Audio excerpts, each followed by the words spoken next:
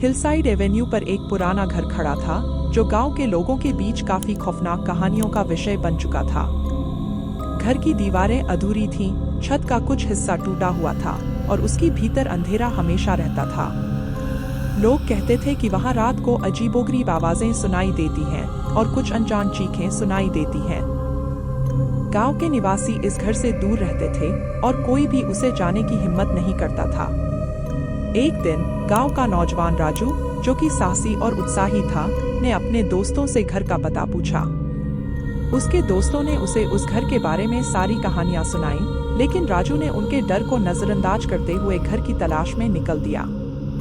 Hillside Avenue पर पहुंचकर राजू ने उस भूतिया घर की ओर बढ़ते हुए कदम बढ़ाए। वह दीवार के साथ खड़ा हो गया और गहरे संवाद में सांस लेने की कोशिश करता हुआ घर की ओर देखने लगा। घर के अंदर का माहौल बहुत ही डरावना था।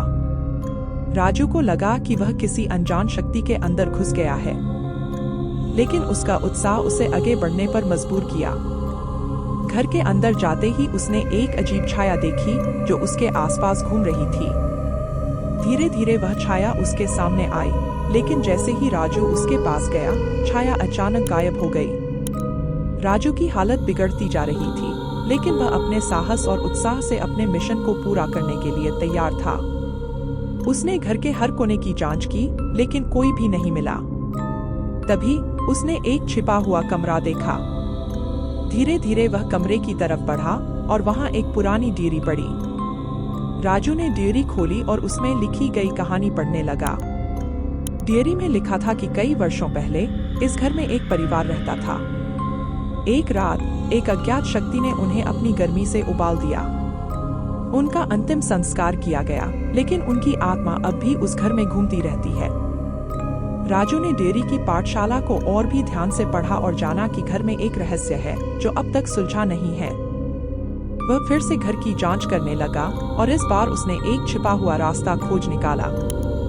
राजू ने छिपे हुए कमरे की तलाश की और वहां उसने एक पुरानी तस्वीर और कुछ पुराने चिट्ठियां पाई। चिट्ठियों में लिखा था कि घर के मालिक ने एक खजाना छिपाया है, लेकिन वह कहीं और है।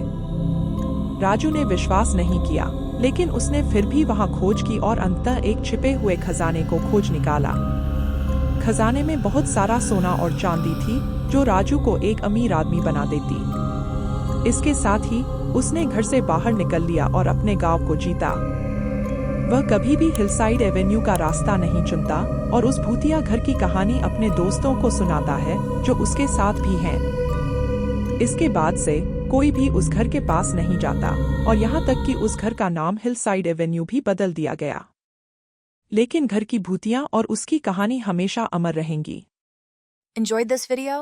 Don't forget to comment, share, and subscribe for more content like this.